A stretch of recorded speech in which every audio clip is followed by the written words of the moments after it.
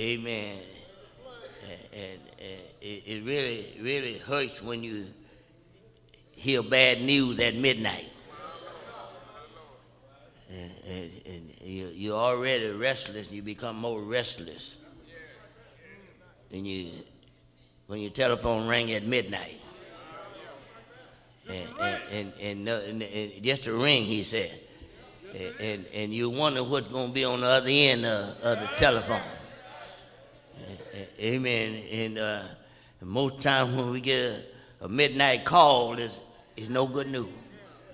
Y'all don't hear me? And my wife gone. Thank you, brother. My wife gone now, but I used to jump every time the phone rang at midnight. And I don't know why tears trying to come to my eyes, but then at midnight, amen, I become fearful when my telephone rang. Because I know on the other end, most of the time it wasn't no good news at midnight. And I had to prepare my heart for whatever was on the other end of that telephone. I had to prepare my heart. The Bible says at midnight, there was a cry made. It said, cry. There are different ways of crying. You can cry with tears. You know how you cry with tears?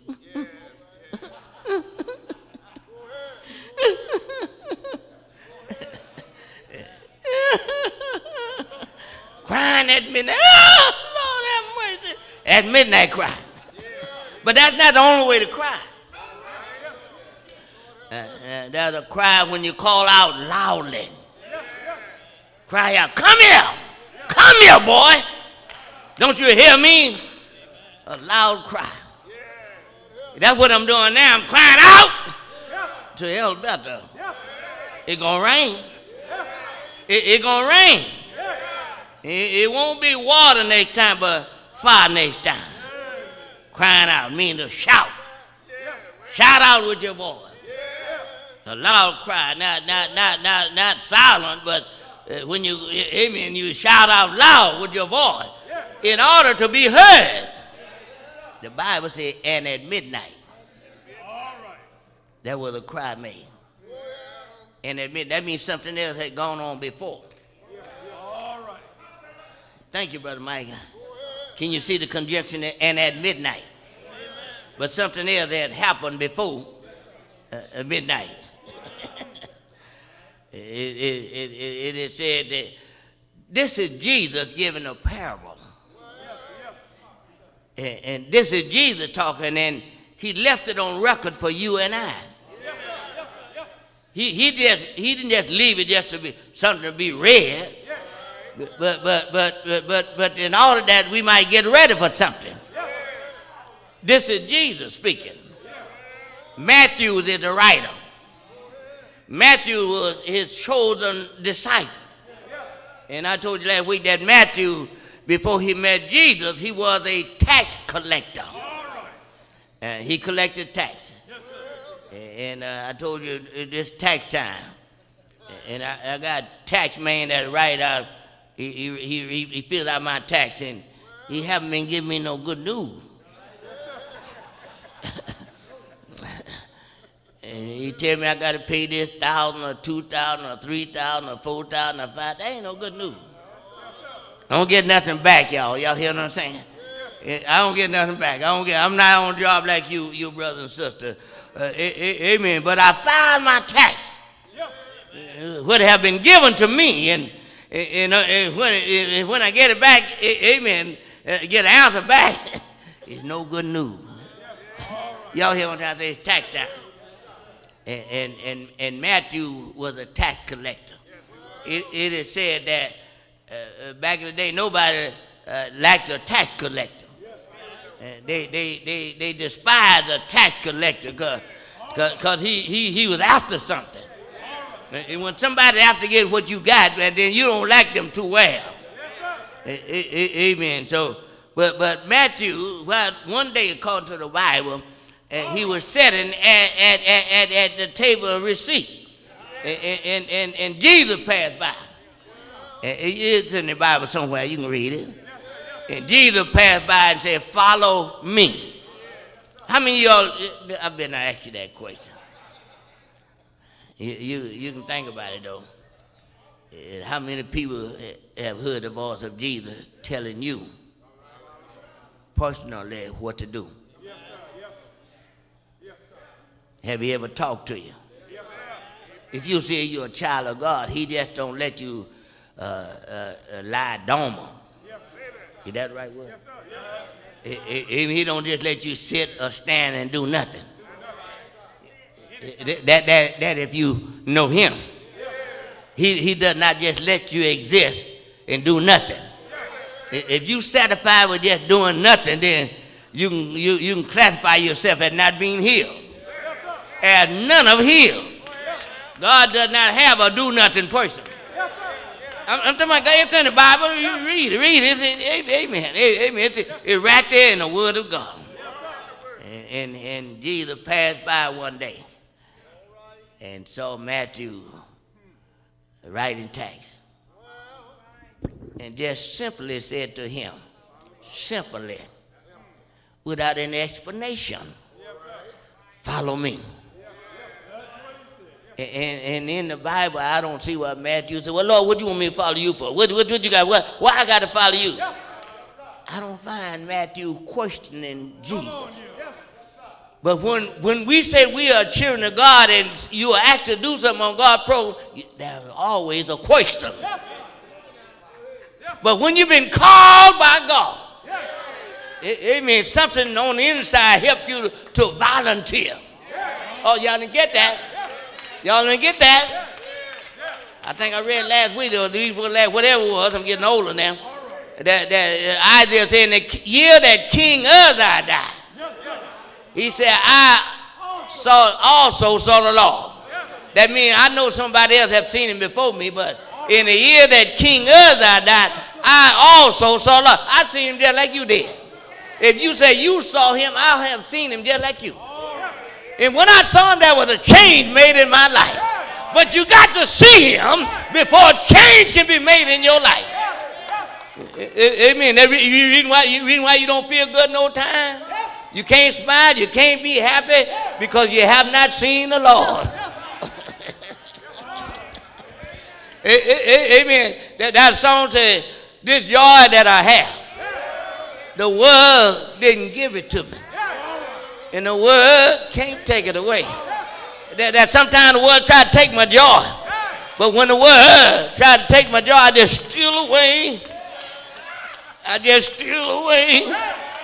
Home to Jesus. Because the songwriter said, but I ain't got long to stay here. So I steal away home to Jesus. And just have a little talk with Jesus. Somebody said just a little talk with Jesus will make not something, but will make everything all right. When things are going wrong in your life, I dare you to just steal away. Get away from everybody. You know, there's something about Jesus said when you pray to the Father, amen, go into your secret closet.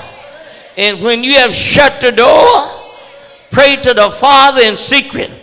And the Father which seeth in secret shall reward you openly. Many things I pray for, y'all don't hear me. But then I get the answer. Am I right about it? Because someone said, I love the Lord. He heard my cry and pitied every groan.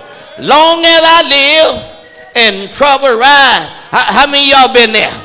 I know where to go to. Because when I go to my friend, the loved one, I find them complaining too. But when I go to Jesus, I don't find no complaining. Have you ever been there? When you go to Jesus, you have a good listening ear. He'll hear what you have to say. He'll hear your petition. Am I right about it? How many of you been there? That just have a little talk when things are going wrong all around you. Things are going wrong in your home. People misunderstanding you. But I got somebody will understand you.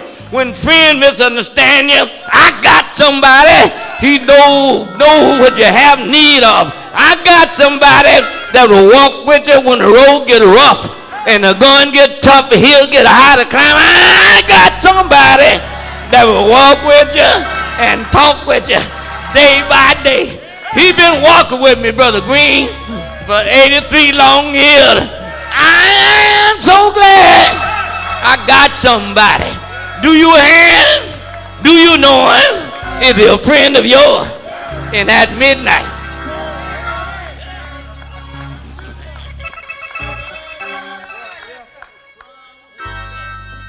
I know I'm supposed to be talking about in that midnight. In that midnight, there was a cry made. Behold, the bridegroom coming. Go ye out to meet him.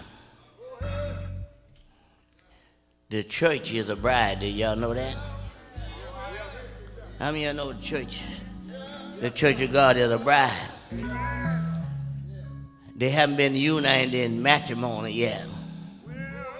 But the bridegroom is coming. And when he comes, you got to be ready. Ready for the wedding. When the bridegroom comes. This is Jesus in this 25th chapter of Matthew. He left on record. He said, the kingdom of heaven is lacking unto 10 virgins. What is going to be just like the 10 virgins? Now we say, kingdom of heaven. A kingdom is where a king dwells. The king has subjects. He the ruler over them. God has a kingdom. And he said the kingdom of heaven is like unto 10 virgins that went forth to meet the bridegroom. The bridegroom is coming. When he talk about it's going to rain, he talking about the bridegroom going to come. It doesn't matter whether you believe it or not. It's not going to stop his coming. And in order to be with him and to go with him, you got to be ready. There must be some preparation made. Amen. To meet the bridegroom. And that's what Jesus is saying in the 25th chapter of Matthew. He said that there were 10 virgins which took their lamps, and went forth to meet the bridegroom. He said, well, 10. 5 was wise, and 5 was foolish. Everybody in here don't know the Lord. Everybody in here is not acquainted with the Lord. But they're here. Yeah, you can catch that. They're here. They don't know. Everybody here does not know the Lord. But they're here.